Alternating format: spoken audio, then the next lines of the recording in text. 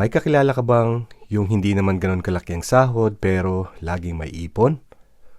O kaya yung bihirang gumastos pero biglang nakapag-travel?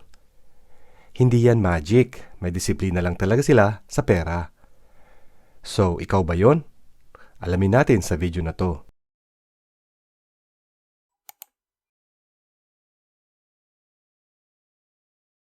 Una, may budget ka at sinusunod mo ito. Hindi yung budget mo sa isip lang ha, as in may listahan ka, kahit sa notebook or sa app. Yung nakalista ang budget plan mo kasi mas madali mo nakikita kung saan pumupunta ang pera.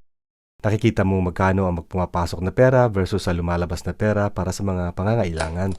At ang pinaka-importante, sinusunod mo talaga. Hindi yung laging merong add to cart ka tuwing gabi. Pangalawa, hindi ka nangungutang para sa luho. Yung credit card mo, ginagamit mo para sa loyalty points or reward points, hindi para dagdagan ng utang mo. Minamaximize mo ang paggamit ng credit card para sa mga points na later ay pwede i-convert sa free goods. Binabayaran mo kada buwan ang buong credit card balance mo para wala kang utang. Hindi ka nagkakautang kapag may bagong lalabas na model ng sapatos o kaya may bagong release na latest model ng cellphone. Kasi alam mo na ang luho ay pinaghahandaan. Pangatlo, may emergency fund ka. Hindi ka natataranta kapag may bigla ang gastusin.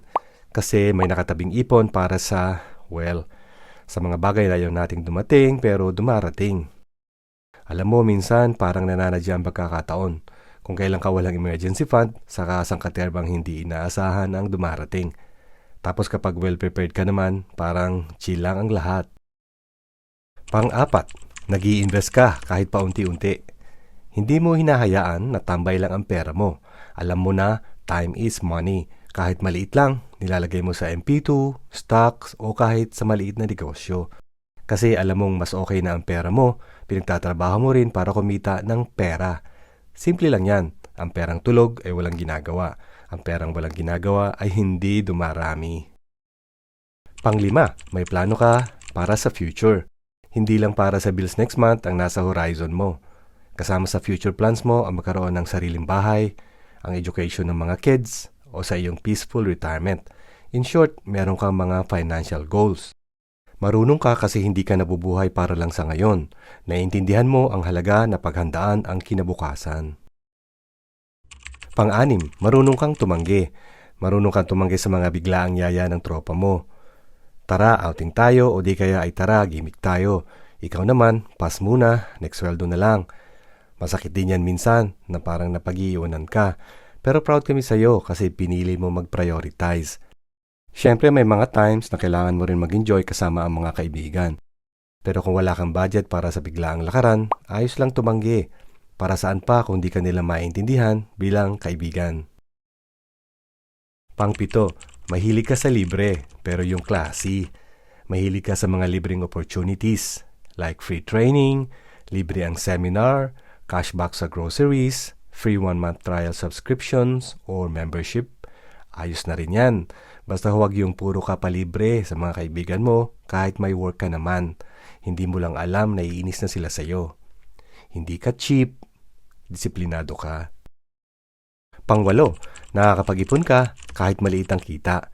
Kahit 100 to 200 lang per week. Basta consistent, panalo. Hindi mo ginagawang excuse ang maliit na kita.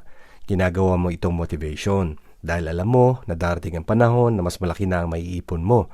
Ngayon pa lang, sinasanay mo na ang sarili mo. Madalas kasi may mentalidad din tayo na parang sayang sa oras ang mag-ipon ng maliit lang. Sasabihin, saka na lang ako mag-iipon kapag lumaki na ang sweldo ko. Sayang lang ang oras ko sa 100 pesos kada linggo. Kung hindi ka matututo ngayon, kailan pa? Lahat na nagsisimula sa maliit. Basta maging consistent ka, disiplina lang yan. Pang-siyam, marunong kang tumulong nang hindi nauubusan. Tumutulong ka sa ibang miyembro ng pamilya, sa kaibigan. Sino ba naman tayo para maging madamot sa lahat ng pagkakataon? Pero hindi mo sinasakripisyo ang sarili mong future. May hangganan ng tulong pinansyal. Yung kaya mo lang na hindi magiging dahilan para ikaw rin ay mahirapan. Tumutulong ka lang pero hindi ikaw ang dapat bumubuhay sa kanila. Kasi alam mong hindi ka pwedeng laging salbabida ng iba. Lalo na kung ikaw mismo baka malunod na. Pang-10, nag-aaral ka pa rin tungkol sa pera.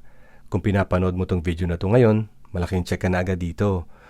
Kung lagi ka nagre-research tungkol sa financial literacy or financial education, nanonood ng mga financial vlogs or money matters, certified na may disiplina ka pagdating sa pera. May focus ka at gusto mong umasenso sa buhay. Target acquired. Kung 5 o higit pa dito ang ginagawa mo, solid, good job. Pero kung wala ka pa sa mga yan, chill, hindi ka pa huli. Ang pagiging disiplinado sa pera, natututunan at pwede mong simulan ngayon na. Do it! Just do it! Like mo tong video na to kung nakarelate ka. Share mo na rin sa tropa mong magastos. Baka naman matauhan. At kung gusto mong mas marami pang ganitong tips, subscribe na. Thanks for watching and see you next time.